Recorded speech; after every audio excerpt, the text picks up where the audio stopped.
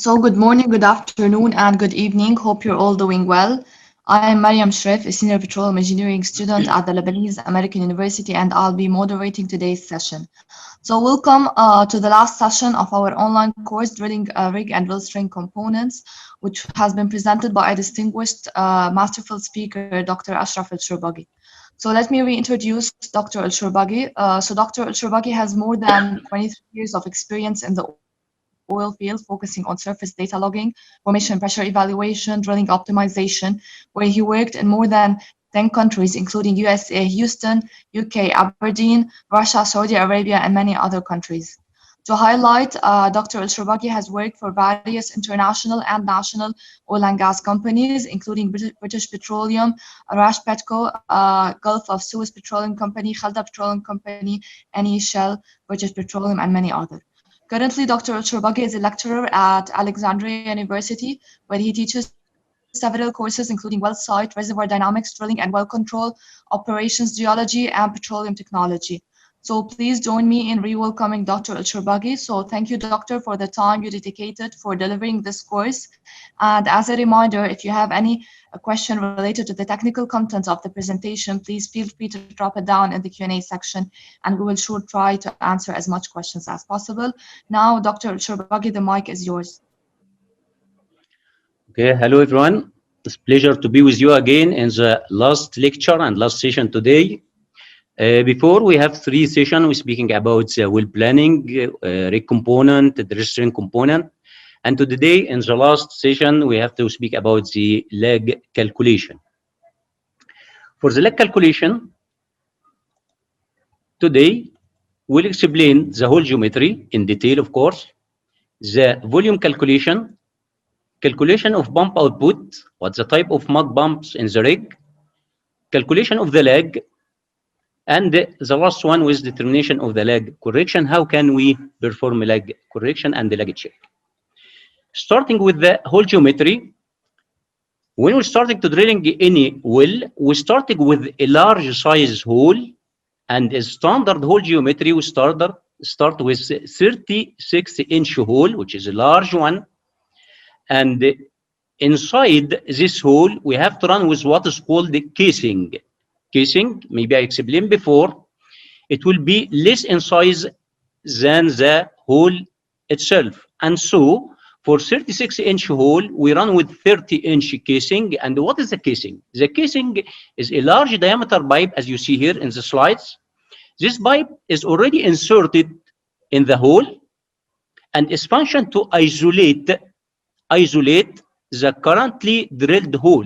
And so, after we run with the casing pipe here, we pumping cement. The cement is passed through the annulus here, and filling this annulus, we are waiting for the time for the cement to be thickening, and be sure that the cement is a good job, and so it will be isolate all the formation which is behind the casing. After we finish the first hole and finish the casing, we run with the bit, which is the 26-inch hole. And inside this one, we run with another casing. When the casing was coming from the surface to the end of the face or the end of the section, the casing size will be 20-inch. Then we go with the bit, which is 17.5-inch hole, and the casing will be 13 and 3/8 inch, which is less than the previous one. And the next one will be 12.25-inch hole, and the casing will be 9.58-inch. The last casing will not coming from the surface. The last one, when we're drilling open hole, which is 8.5-inch hole, we run with what is called the liner. We run with what is called the liner. What is the liner? From the name, liner is casing string that doesn't extend from the top of the hole. It's not coming from the top, but the liner is hanging or suspended in the previous casing and go to the end of the hole, as you see here in these slides. That liner will be 7-inch liner. If we need to drilling more depth, we can run with the bit, which is 6-inch bit. But this, as a general, is what is called the hole geometry. That's in case if we're drilling with what? With fixed rig. What's the meaning of fixed rig? is not floating. But if we're drilling with floating rig, like a drill ship or semi-submersible rig, we have to increase or adding another section here, which is the riser. And the riser, if you remember, is a large pipe which extends from the rig floor to the seabed. And so, in the whole geometry, we have to plotting or sketching another hole here, which is the riser, if we are drilling with floating rig. After we finish the whole geometry, the hole, we will start speaking about the drill string. And if you remember, in the last week, we're speaking about the drill string component. The drill string will be drill pipe, and any component below the drill pipe, it will be BHA, which is bottom hole assembly. The bottom hole assembly component is heavyweight drill pipe, drill collar, and the bit, and any accessories like the stabilizer, like the LWD tool, like the motor, like the reamer, it will be included here in the BHA. That's for what? That's for the whole geometry. It's important, yes, it's very important in our session today. To calculate the lag, we have to know the whole geometry. Also, we have to make a revision for the circulating system, which is very important in our session today. If you remember, the circulating system is starting from the mud tanks, which include the mud, and then we go to the pump, which is the breathing, or it's the heart of the circulating system. The mud will start to pick up, the pump will start to pick up the mud from the tanks and start to pumping and sending it through the discharge line, as you see here in the slides. And from the discharge line to the standpipe, through the rotary hose, and from the rotary hose, the mud will go through the string, through swivel, if we're using a Kelly, or through the top drive if we don't using a Kelly.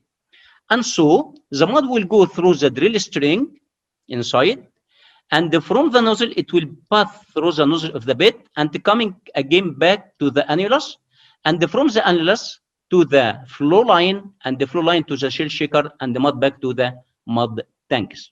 Today, we'll explain in detail the pump. We'll explain what is the type of the pump, what's the meaning of pump output, what is the meaning of pump rate. And also, we will start to calculate the volume of the mud inside the string, and how to can calculate the mud in the annulus, this area in the slides. That's our job today. We'll finish, inshallah, at the end of this session. And so, what is the meaning of lag? What is the definition of the lag? Lag is the amount of stroke or amount of time which needed from the pump to circulate a volume. To understand this definition, I will give you only short definition about the meaning of a stroke. What is a stroke? Stroke, we have the pump. The pump contains a piston. I will explain in detail today. This piston is moving forward and backward, forward and backward. This movement is called one stroke. If it's moving like this, forward and backward, it's meaning one stroke. It's only one stroke. What is the meaning of pump output? What is the meaning of pump output? Pump output is meaning that when the pump stroke start to moving forward and backward, this one stroke, how many barrel will be charged, will be discharged, and will be pumped through this stroke? And so I have two definitions I have to know now. The stroke is the movement of the piston of the pipe forward and backward. The pump output is meaning that how many barrel will be pumped by this one stroke, by this one stroke. Another definition, which is the pump rate. What is the meaning of pump rate? Is meaning that how many stroke per minute, how many stroke per minute, and all of this I will explain in detail at the end of these slides. Okay, and so our definition now, what is the lag? Amount of stroke, how many stroke, and the time, how many minutes needed to moving or circulate a volume by the pump. And so let's now say that the mud here in the annulus here, say it's 100 barrel. And so this 100 barrel, we need to circulate this volume from the bottom to the surface. And so how many minutes we need? Say as example, we need half an hour. What happens if we increasing the volume in the hole to be 200 barrel? What about the time? The time will be duplicated. It will be 1 hour. And so when the volume, if the mud increased in the hole, is meaning that the lag time will increase. And so the lag is depend on the volume of the fluid that needs to be circulated. If the volume is high, we need more time. Also, the lag depend on what? Depend on the output of the rig pump. If the output is high, it will be take short time to circulate the volume of the mud from the bottom to the surface. For the lag, we have two types of lag. We have what is called the lag in or lag down. And from the name, guys, lag in is meaning that in the circulating system, in meaning that the mud will moving inside the string. And so the definition of the lag in is the amount of stroke or time which required to move fluid from where? From the surface to where? To the bottom or to the bed. That's called lag in or lag down. And so we need to move a volume of mud inside the string from the surface to where? To the bed or to the bottom. And so the volume of the mud inside the string, it's called pipe capacity. Pipe capacity. And so what's the definition of the pipe capacity? It is the volume of fluid contained within the drill string. Okay. What is the factor? How can we calculate the lag in? If we need to calculate, we have to know three items. The first one, we have to know the volume of mud inside the string. That's one. Second, we have to know the pump output. How many barrel per one stroke of the pump? The third is the pump rate. We have to know how many stroke per minute from the pump. And so all of these steps we have to calculate today. First, we start to calculate the volume, and then we start to calculate the pump output, and we will calculate the lag. That's what is called the lag in. The second type of the lag, which is instead of lag in, it will be lag out. And instead of lag down, it will be lag up, lag up. And so if we go to the lag out or lag up, also the common term for this is the bottom up. In the field, all the time we see it's the bottom up. What is the definition of the bottom up or lag out? The definition also the stroke or time which required to move fluids. The same definition, yes. But here we can also need to move gases or cutting. From where gas and the cutting? Let's go here to the string, and I have a bit at the end of the string, and we start drilling here. When we're drilling, we have a lot of cutting here at the bottom, and they may have some gases. And so if I asked you, what about the bottom up? What about the lag out? It's meaning that the number of stroke or the time which we need to moving the cutting or the gases from the bottom to where? To the surface. To the surface. That's the definition of the lag out. The volume here, it's called the annular volume. What is the meaning of the annular volume? Oh, we need to move all this volume from the bottom to the surface. The volume of the mud here, it's called the annular. Why? Because the mud here is filling the annulus. And what is the definition of the annulus? The annulus is the space between the inner diameter of the hole and the outer diameter of the string. And so the definition of the annular volume, it is the volume of fluid in the space between the drill string and the bore hole, which is the annulus. Can we calculate the bottom up? Can we calculate the lag up or lag out? Yes, of course. But to calculate, we have to know the annular volume of the mud, we can calculate. The pump output, we can calculate, and the pump rate. Why lag up or bottom up is very important. Guys, from now, when I'm speaking or explaining the lag, I'll speak about the lag out or speak about bottom up only. I'll not mention lag in again. because for the leg out or bottom up is very important while drilling. At example, if you are drilling here and at depth 10,000 feet, we're already drilling layers or formation is sand. The sand now, the cutting will be at the bottom.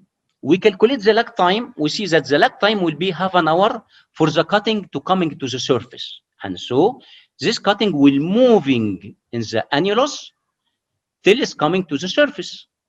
After this coming to the surface, I will collect this cutting and started to describe the cutting below the microscope and started to check the gases by the gas system or gas equipment and start to make what is called formation evaluation for this cutting. And from here, I can see that, oh guys, at this depth, at 10,000 feet, we have a good sand, maybe reservoir. Okay, but you have to be sure that this cutting represent the depth 10,000. How can I be sure? From the lag calculation.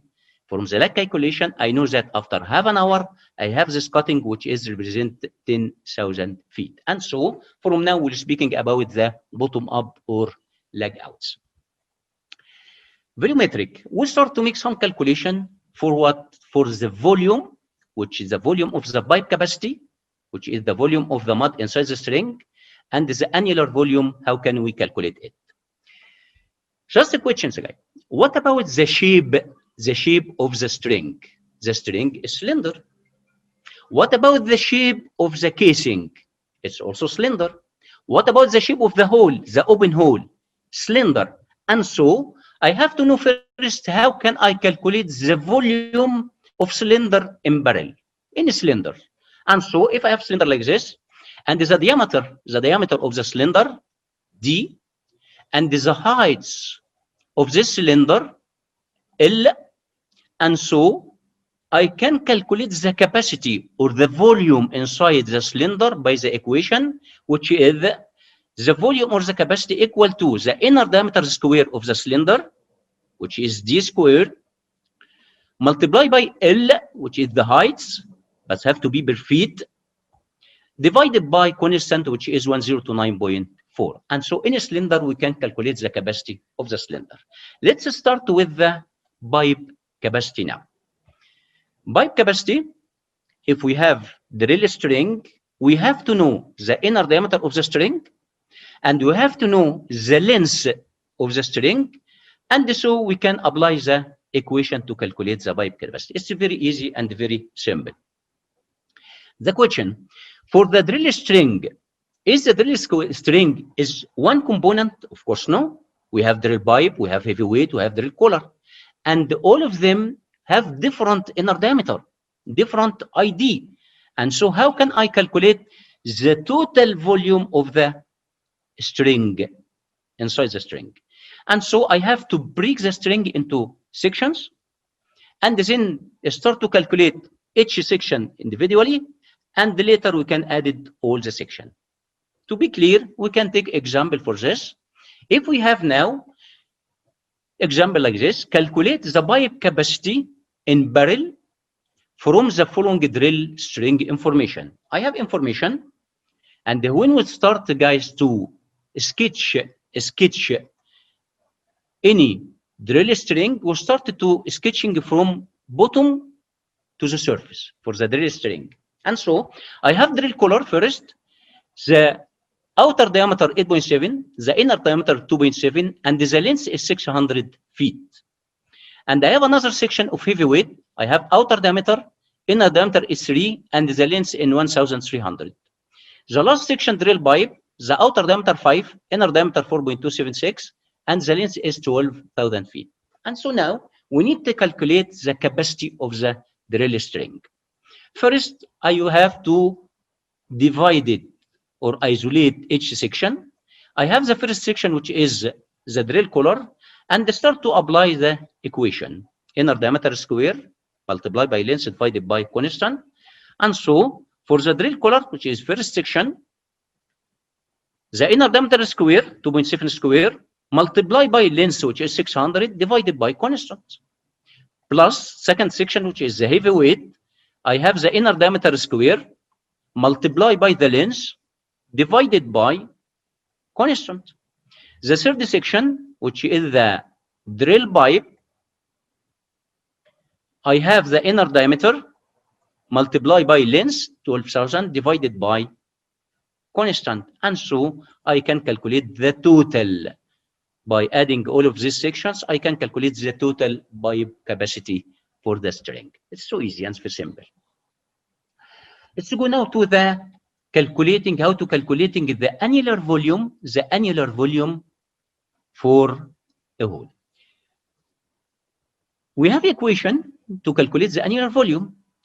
Instead of inner diameter square only, no, we have here the volume of the mud in the space between the outer diameter of the string and the inner diameter of the hole. And so if I know the inner diameter of the hole and the outer diameter of the string is known, and I have the length of the section, and so I can calculate the annular volumes. Also, I have to sketch the string and the bore hole. I have to. And then break the string and the bore hole into sections. And then we calculate the volume of each sections alone or individually. And later we add all the section together to calculate the whole total annular volume.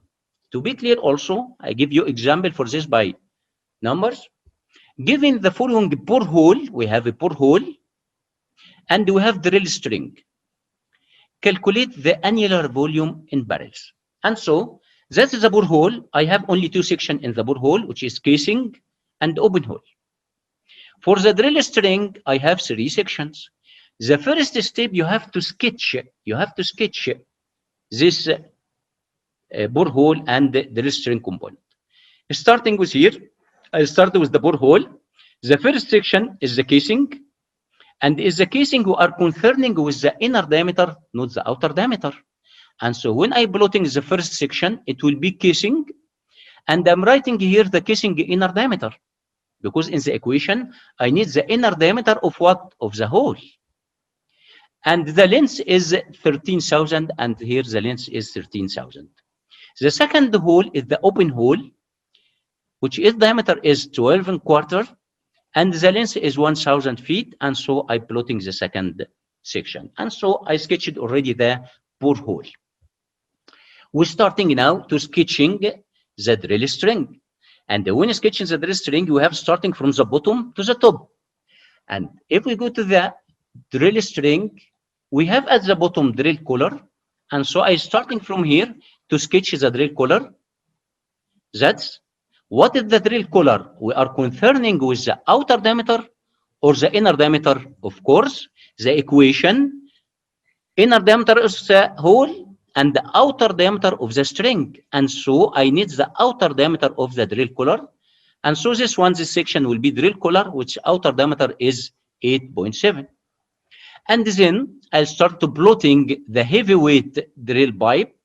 And the heavyweight drill pipe, the outer diameter 6.625, and the length is 1,300 feet, 1,300. And so I plotting the heavyweight drill pipe, and then I sketching or plotting the drill pipe, which is 12,000 feet, and the outer diameter is 5 inches. Okay, and now already finished the first step to calculate the annular volume. We already sketched the string and the hole, bore hole. The second step, we need to dividing or isolating each section from this sketch. And so to be easy, guys, I'll give you example. To be easy, we go with your two fingers. You can go with two fingers in the sketch. One finger will go in the bore hole and the other finger will touch the drill string, and you are moving the two fingers.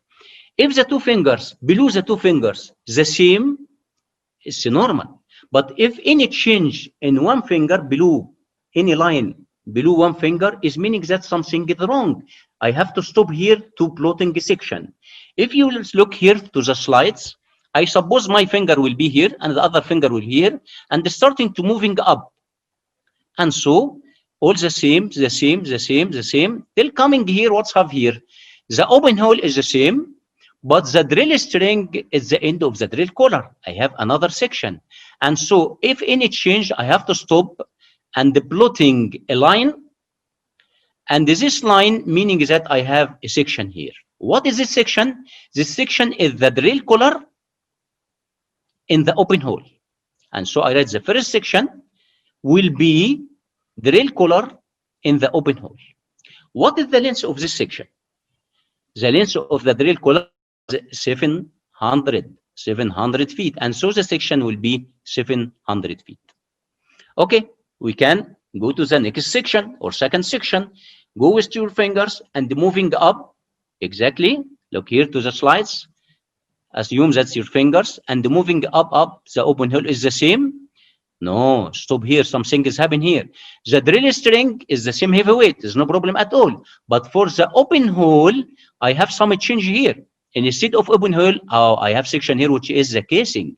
And so I have to stop here and the plotting line and right here, the section number 2. The section number 2 will be heavy weight drill pipe in the open hole. Okay, what is the length of this section? The length of this section is 300 feet. How can you calculate it? Yes. The length of the open hole is 1,000.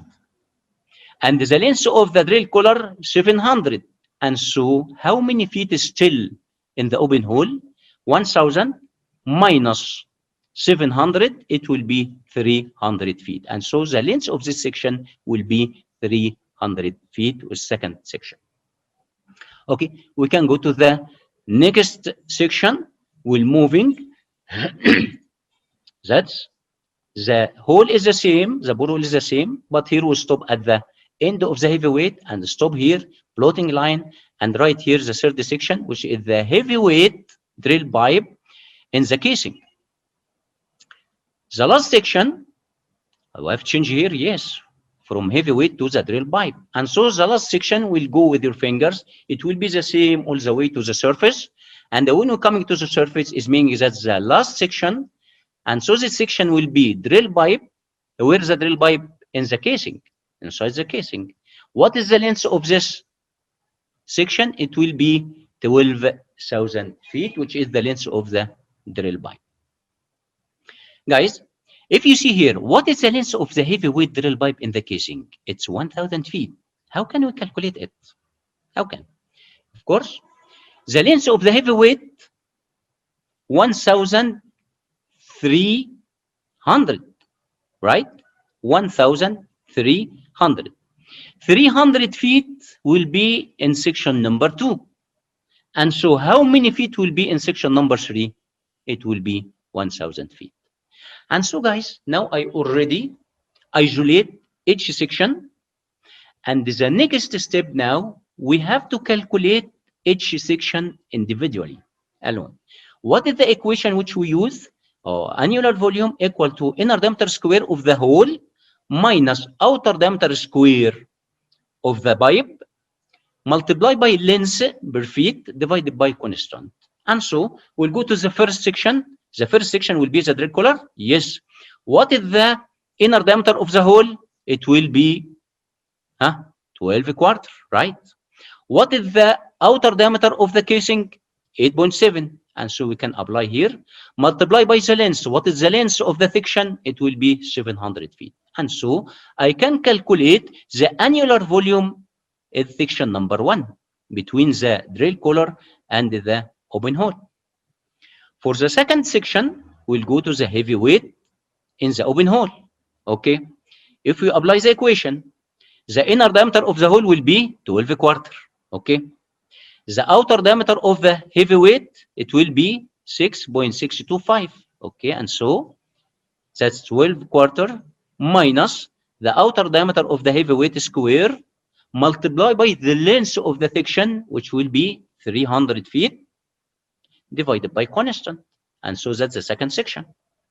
The third section, the same, which will be between the heavyweight and the casing, the hole diameter minus outer diameter of the ring, heavyweight, multiplied by the length, which is 1,000 feet, divided by constant. And the last section will be between the drill pipe and the casing. And so the inner diameter of the casing square minus outer diameter of the drill pipe square multiplied by the length. The length of the section is 12,000 feet divided by constant. And so I have all the sections. Now I can add and make summation for all this value will give me the total annular volume of the well. Okay, guys. And so we can, by equation, calculate the drill string capacity. We can calculate the annular volume for the well. It's volumetric for the calculation. Now we calculate the pipe capacity by the equation, and we calculate the annular volume by the equation, this equation, okay? And so we need now to calculate the lag. And if you remember, if we need to calculate the lag, you have to know the volume. We already calculate the volume. We have to know the pump output. What is the meaning of pump output, or how can we calculate it? I will explain now. And later we can calculate the lag. And so the next topics now today is the pump output calculation. To calculate the pump output, we have to know first, how can we classify the pump? The pump have 5 specifications.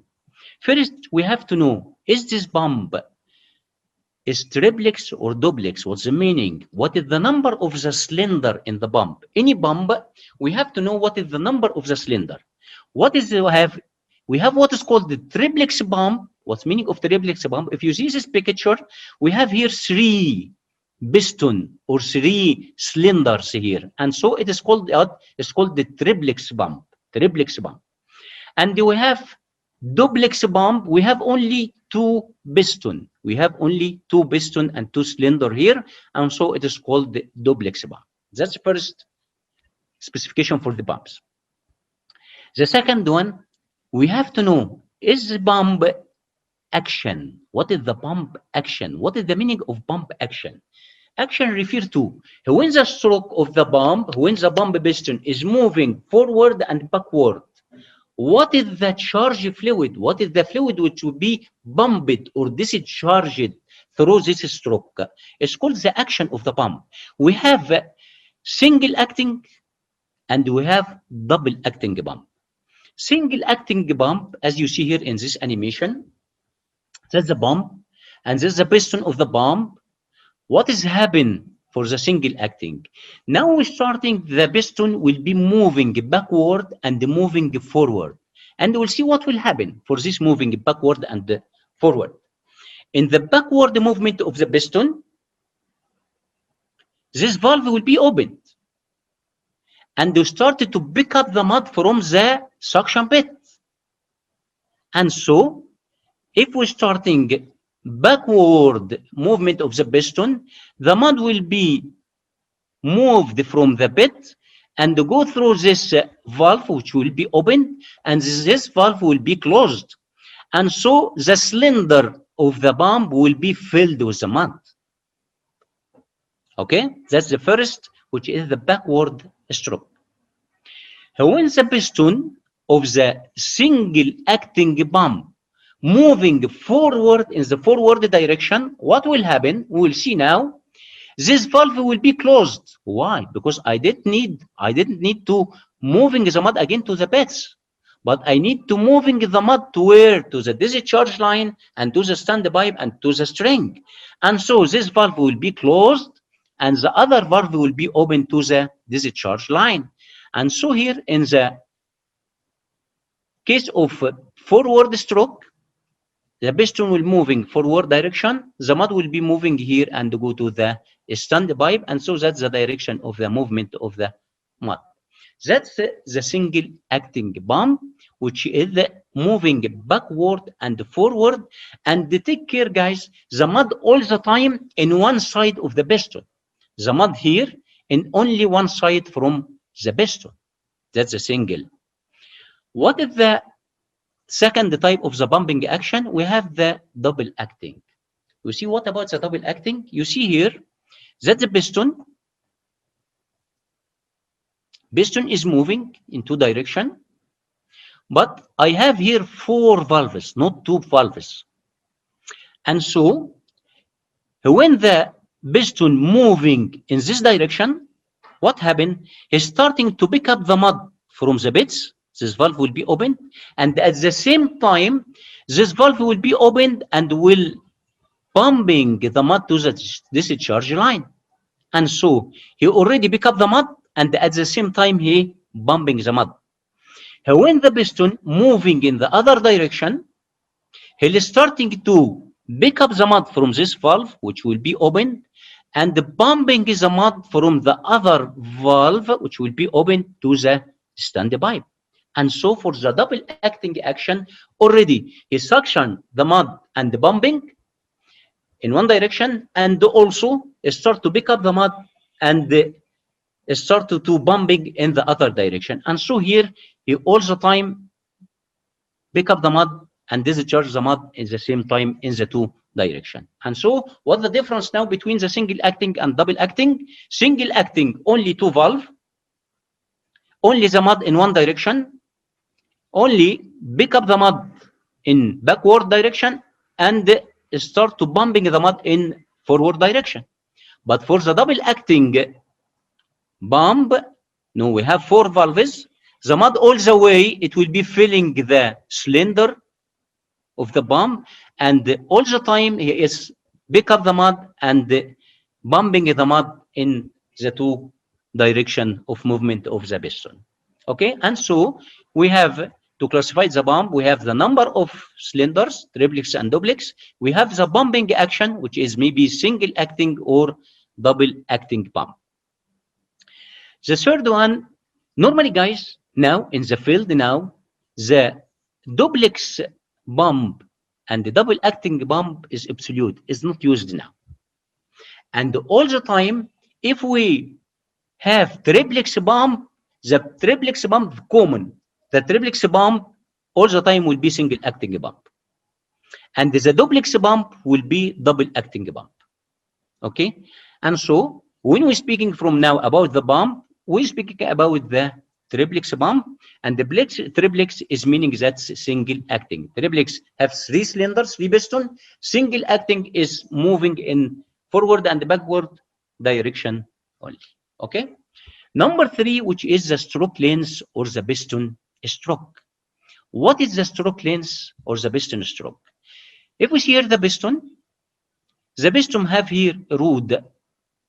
What is the length of this rod? That's what's called the stroke length, or it's called the piston stroke, which is the length of this rod when moving inside the cylinder or inside the pump. All the time, the unit is inch. It's measured by inch. Okay? That's number 4, which is the volume of the cylinder. The volume of the cylinder. Okay? And so, guys, the pump is cylinder. Yes, the pump is cylinder. What is the length of the cylinder? The length of this cylinder will be stroke length or piston stroke. What is the volume of the cylinder? What is the volume of the cylinder? The volume of the cylinder will be the volume. The cylinder diameter. What is the diameter of this cylinder? And sometimes in some manual it's called the liner size. The liner size will be this size. Okay. Here, guys, if you see here, that's the rod. And all of this is the pistons, which is the brown color, is the pistons. And the cylinder itself, or the liner itself, is this one. We take a section to see this one is the cylinder. Of course, we have to be cylinder, but we take a section to see the pistons. And so that's the liner. Okay, that's the pump. Question here, this liner, we can change the liner and the piston? Yes, we can change. While if we go to deeper hole, we can change the liner and the piston size. That's the force, which is the volume of cylinder, which depend on the cylinder diameter or the liner size. The last or the 5 features for the pumps, which is the efficiency of the pump. Some pumps have efficiency 98%. If the efficiency is lower, it's maybe 95, which is not maybe 92, and so the efficiency of the pump will be different from maybe one pump to the other. And so guys, we explain now what is the 5 feature of the pumps. Why we explain this? To start to thinking how we can calculate the pump output, how we can calculate the pump output, and why we calculate to calculate the lag. And so to make derivation for the equation to calculate the pump output, I give you here example. We have 2 pumps. This is the first pump, and this is the second one. And we'll start to make comparison between the two. Which one will give me more or higher pump output? What is the meaning of pump output? It's how many barrel with one stroke. Which pump here will give me more barrel per stroke, per one stroke? Pump number 1 or pump number 2? Of course, pump number 1. Why? Because this one have 3 cylinders, but this one have 2 cylinders. And the first factor which will affecting in the calculation of the pump output will be the number of cylinders. And the number of cylinder, we say triplex or duplex, right? Okay. The second, what is the, this one is single acting, this one is double acting. I have question here, guys, and make it, I do it by myself to see. Is there anything here is not correct? Just 5 seconds to thinking about it. Yes. Before, we see that the triplex, all the time, it have to be what? It have to be single acting. Duplex, it have to be double acting. And here I give you here some tricks to see. I have here 3 cylinders, which is triplex, but is double acting. Is not right. I have to remove one of the cylinder to be duplex and the double acting one. Okay. And so the two factors which affecting on the pump output, to see what about the pump, if it's single acting or double acting. What is the third factor? What is the difference between pump number 1 and pump number 2? Yes, right. I have the length of the cylinder itself, which is called as a stroke length. If we have the same size and the 3 cylinders in the 2 pumps, but the length of the cylinder here is higher. And so the third factor which affecting in the pump output is the stroke length or piston stroke. And so pump number 1 will be higher. The fourth factor, you see, this pump number 1 and pump number 2. Which one will give you higher pump output? More barrel per stroke? Of course, pump number 2. Why? Because if you see the size of the cylinder, this one size, and this is the size of the second cylinder, of course, the size of the second cylinder is larger, which is the cylinder diameter or the liner size, and so it will give more or higher pump output. The last one, which is if you have the 2 pump is the same, triplex, single acting, the same size and the same length, and so which one will give more pump output? The last factor, which is the efficiency of the pump. If this pump have the efficiency 98 and this pump 95, of course pump number 1 will be higher. And so guys, we can say that for the single acting pump, single acting, not double acting pump, the factor which affecting on the pump output is the number of cylinder, pumping action, stroke length, and the cylinder size. Used for what? We'll see now in the equation. We're using the length and using the size to calculate the volume. To calculate the volume of the cylinder. Okay? And the last one is the pump efficiency. Now we need to write the equation. How can we calculate the pump output?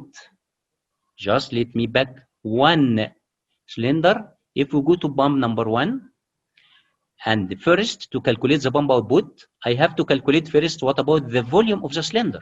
Can we calculate the volume of the cylinder? Of course. From where equation inner diameter square multiply by length per feet divided by factors. And so I calculate the volume of cylinders. And do you have only one cylinder? No, I have three. And so the volume of this cylinder have to multiply by 3 to see what about the pump output here from the 3 cylinders. And I have to detect if it's single acting or double acting. And I have to see what about the efficiency to calculate the pump output. And so let's go and see what is the equation. The equation, the pump output equal to inner diameter square, which is the cylinder inner diameter, multiplied by length, which is the stroke length, to calculate what? To calculate the volume of only one cylinder. Only one cylinder. What is the second factor? The number of cylinders. And of course, the common pumps now is triplex, and so the number of cylinder will be 3. What is the pumping action? If this one is triplex, it meaning the pumping action will be single one. And what about the efficiency of the pump? Okay, that's the equation which can calculate the pump output. Only one point here, guys, and a lot of confusion while calculation is the length here per feet. You see, in the equation, we calculate the length by feet.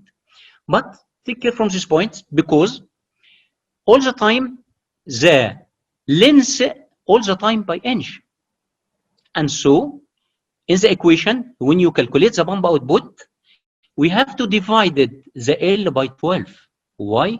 To convert the feet to inch. And so the equation will be the same exactly, but only we have to divide it by 12 to be inch, not feet. That's for calculate the pump output.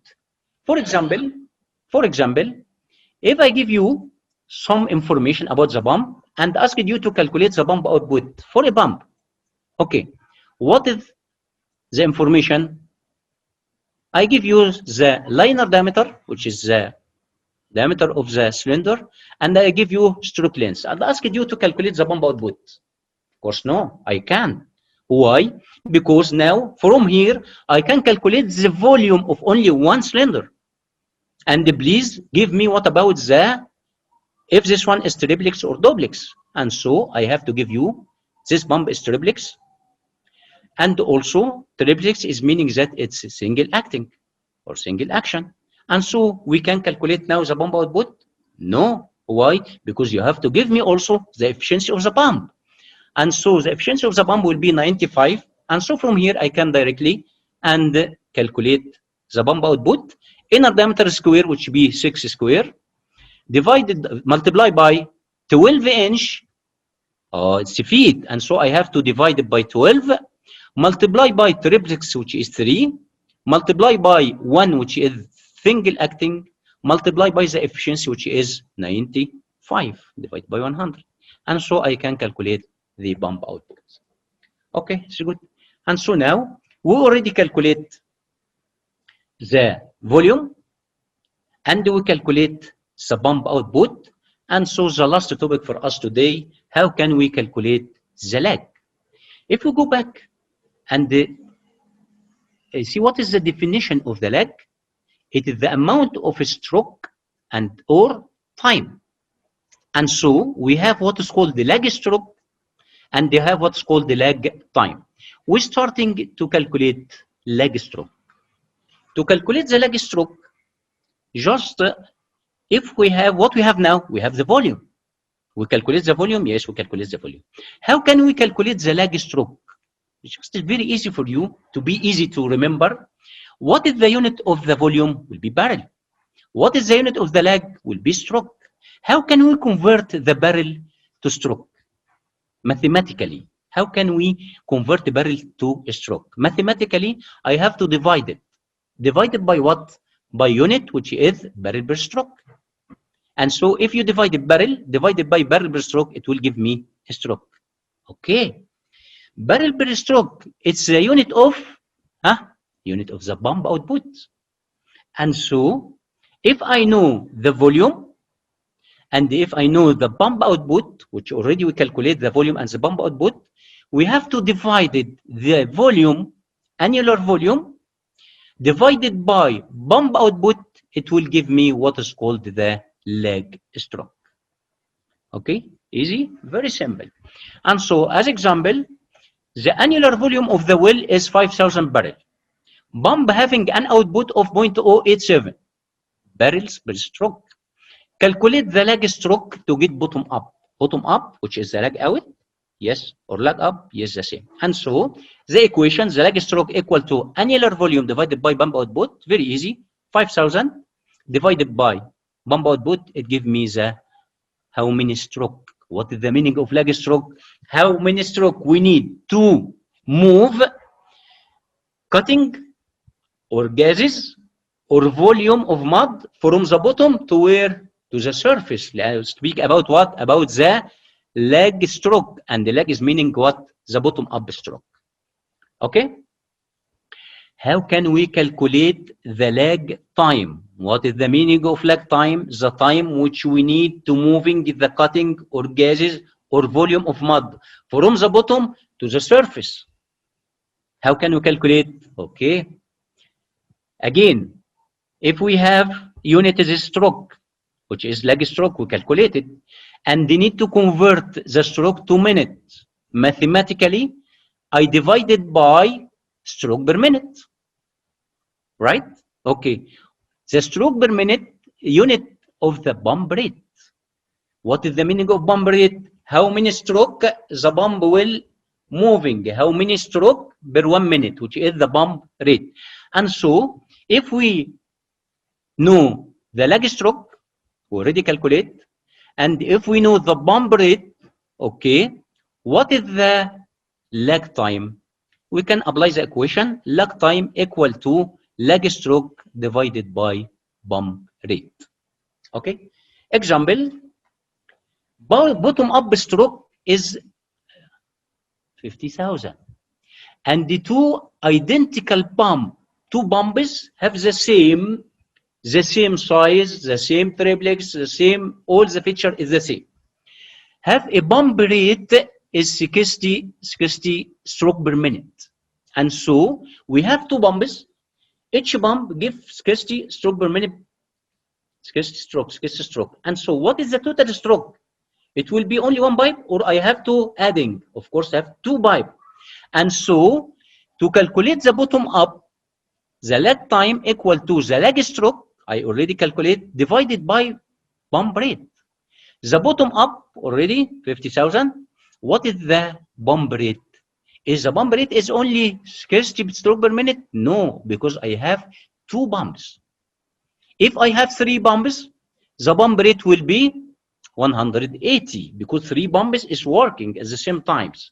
And so dividing the lag stroke by the stroke per minute or pump rate, it will give me the lag time, how many time we need for the bottom up.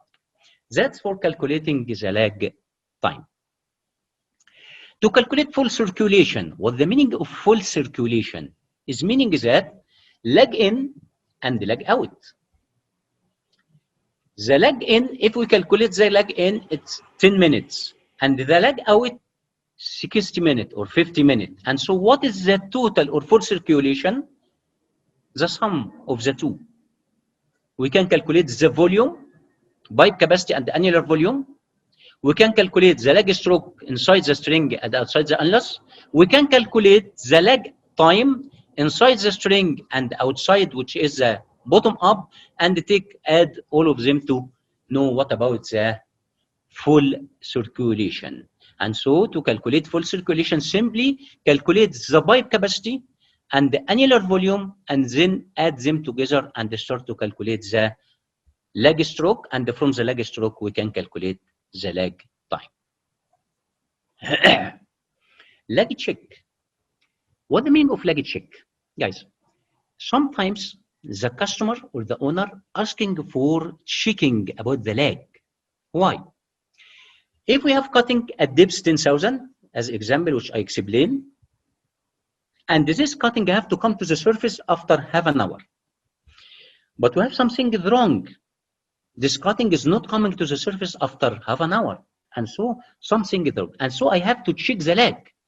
Check the lag time is good, is right, correct or not. And so I have to make some perform what is called the lag check. When we make lag check, when first, if while drilling as a shell shaker, we see some cavings. What the meaning of caving? Guys, when we're drilling, we have a lot of formation. We have sandstone, we have limestone, anhydrite, and we have shale. Sometimes the shale may be pressurized shale, shale with high pressure. The formation pressure is high. And so the shale is high porosity, but permeability may be no permeability. And so the shale is starting need to moving to the hole. If we're drilling under balance, what's the meaning of under balance? The formation pressure higher than the hydrostatic pressure of the mud.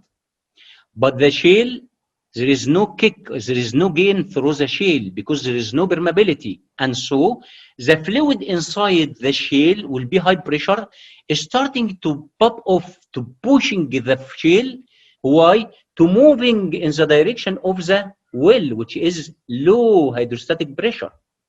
And so the shale, without any drilling, started to drop, the falling in the hole. And so the shale is not drilled. No, it's not drilled. It's called splintery or pressurized shale. When the shale is dropped from the hole, we say the hole is 12 quarter, and the half shale will be dropped from here. What will happen to the hole? It will be washed. It will be not engaged. It will be overgauge. It will be the size of the hole. Instead of 12 quarter, it will be higher than or more than 12 quarter, because the hole will be like this. And so it will affect in the lag. Of course, it will affect in the lag.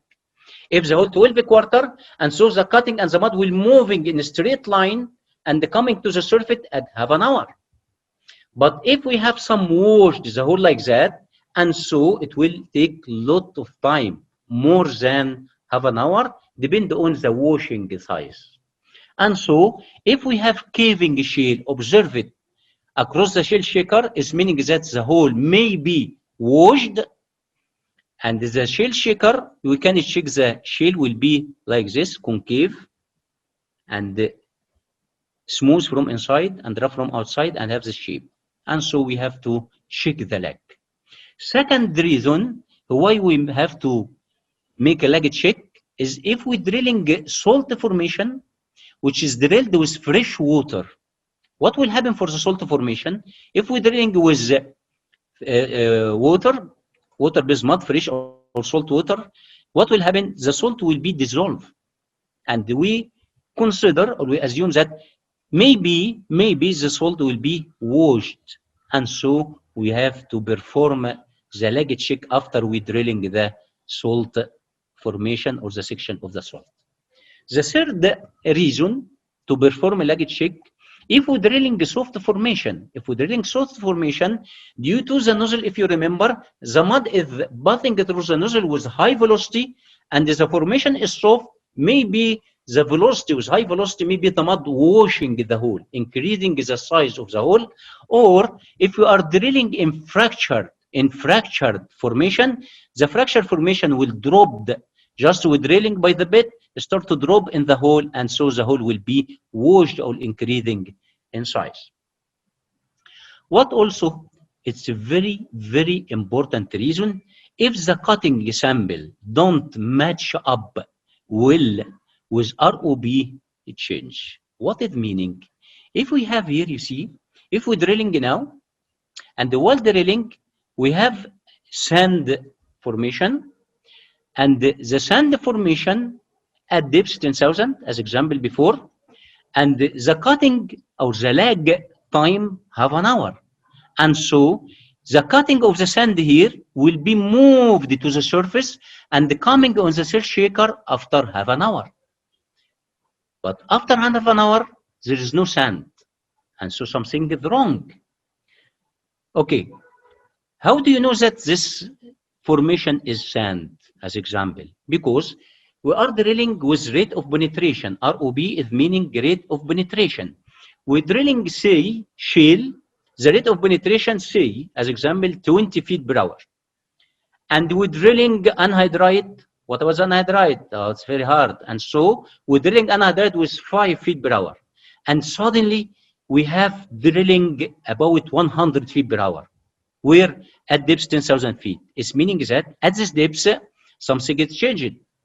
The formation changed. And so after half an hour, I expect that the cutting which coming at the shell shaker will be sand because the rate of penetration is changed. But after half an hour, there's no sand. After 35 minutes, no sand. After 40 minutes, start sand to coming to the shell shaker. It's meaning that we have something is wrong. And so we assume that the hole is washed. The hole is washed, enlarged. And so take a lot of time to coming to the surface. The last reason to perform a lag check, which is the barrier to entering the reservoir. Before we entering, if we have the prognosis, and we know that the reservoir will be at depth 10,000 feet, before the reservoir, we perform lag check. How can we perform a lag check? We're using what is called tracer. What is called tracer? What is the theory? The theory, if I need to follow the path of the mud, I have to drop spacer in the drill string. And so, in the connection, we go to the rig floor and start to drop tracer inside the drill string. And we have to trace to see how many strokes from the surface this tracer will be moving inside the string and pass through the bit and back to the surface. When coming to the shell shaker, I can check the tracer and see what happened for the time, what happened to the stroke. It is the same as calculated or change it. For the tracer, we can drop in the string what is called the calcium carbide. Calcium carbide react with the water. Just we drop the calcium carbide in the mud, will be react and give a gas. Gas is acetylene, which is this one. The gas will pass from the drill string and back to the surface. When the gas is backing to the surface, coming to the mud logging unit, I can check the time. If the time is delay, it's sure we have some washed in the hole. Using what? Using a carbide. If we don't using carbide, we can use rice, we can use a lentil. Also at the connection, we'll drop some rice and some lentil. We'll pass through the string to the surface and see how many stroke and how many time to back to the surface. Or we can using the sweep. If we started to bumping mud, this mud is high viscosity or high density, we can check and trace this sweep when going through the string and back to the surface and calculate how many time for backing. But take care, if you need to drop any of the tracer in the drill string, you have to check first with the direction engineer or the LWD engineer, because may be sometimes this material may be affected in the LWD tools. And so take care from these points. The last slide for us today is adjusting lag with depth. How can we perform the lag check using the tracer? The tracer give me indication if the hole is washed, enlarged, or the hole is tight, become smaller in size. And so we come to the rig floor, and before the connection, or while the connection, we start to prepare the tracer. If we prepare carbide, we just put the carbide in a tissue paper with a scotch tape and drop in the drill string. Of course, while connection, the driller have to stop the pump. Okay? And from the mud logging unit, we have in the software, we have a sensor in the pump, give me how many stroke, the number of stroke. And so from the mud logging unit, we reset the stroke counter. And so just we drop the tracer here at the rig floor, we reset the stroke counter, and the stroke counter will be 0. Now, the drill start pumping, and so the tracer, if it's carbide or lentil or ice, will moving through the string and from the bed and coming to the surface through the flow line to the shell shaker. And the shell shaker, if I start to see the lentil is coming to the shell shaker, and so I have to write and see how many stroke, from where, from the stroke counter, I see how many stroke. Say now, the stroke, which is the actual stroke, is 19,000 stroke. 19,000 stroke. Okay? And the calculated lag stroke is 15,000 stroke. It's meaning what?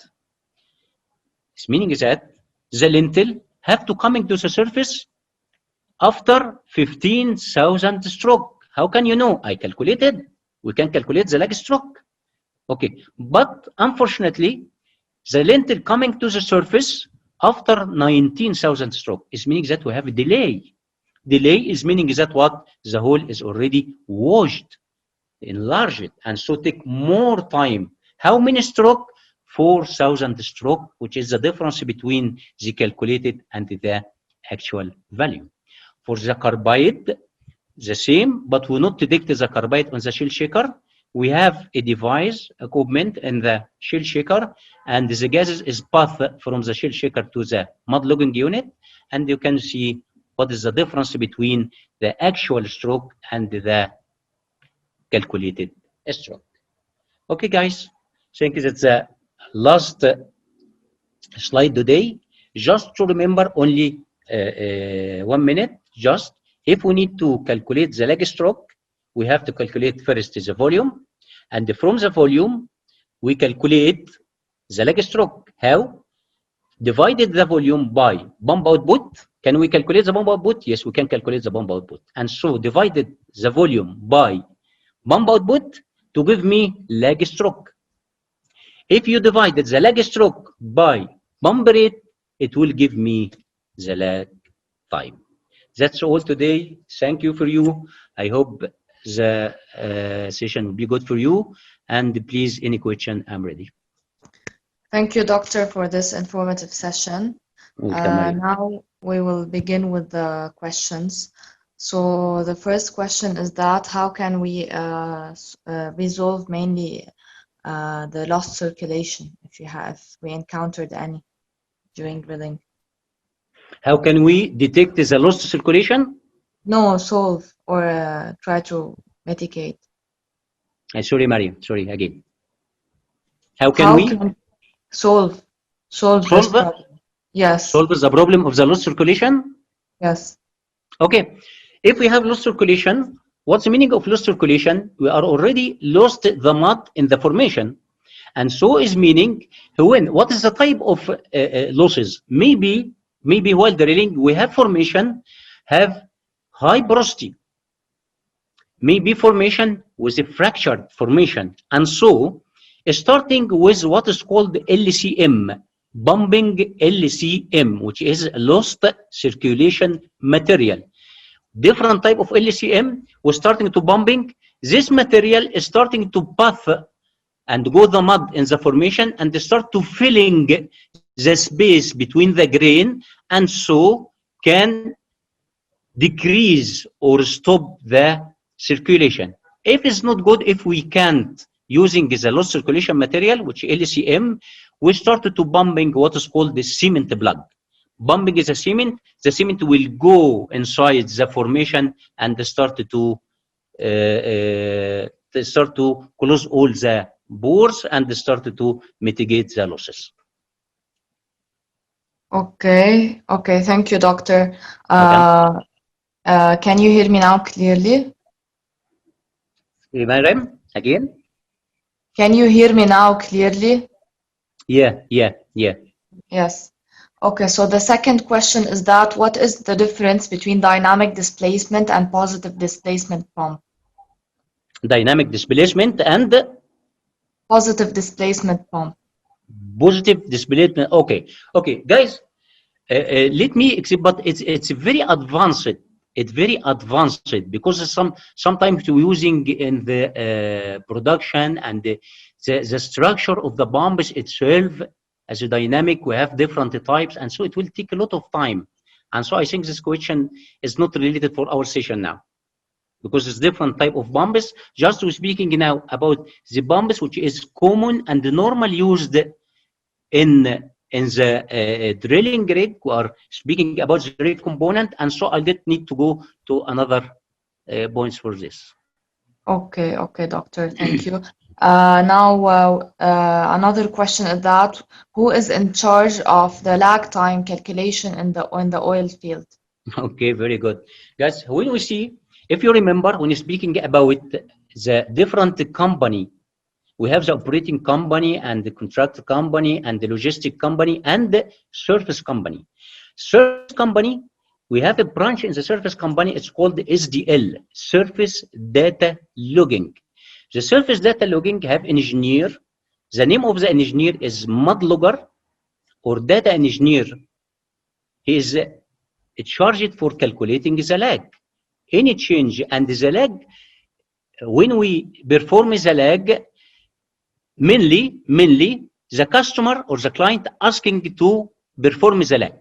And sometimes in the prognosis, you have to perform the lag each 1 day or 2 days, or it's depend on the situation. And so all the time, the one which is charging, which is responsible for lag check, is the mud logger or the data engineering. It's the same. Okay, thank you, doctor. Now the last question is that how to monitor the weight on bit in order to avoid drill string breakdown, and is there any relationship between the drill string tensile strength and the weight on bit? Yes, of course. Okay, I just take some minute to explain this one. What is the relation between the drill string weight and the weight on bit? In the rig, we have a sensor. This sensor calculate the hook load. Okay, if you remember, in the hoisting system, if you remember, we have the drilling line, we have the fast line and the dead line, if you remember. Okay, we have a sensor. This sensor will be fixed on the dead line. And this sensor exactly to be easy for you, like a balance. He measuring any weight above. And so if this sensor in the dead line, what is above the sensor? Below the sensor, we have the anchor. Above the sensor, we have the drilling line, which pass through the crown to the traveling block and the crown. And later we have the traveling block, and below the traveling block, we have the hook. And below the hook, we have the top drive. And from the top drive, we have the drill string. And so this sensor can calculate the hook load. What is the hook load? The load of the string.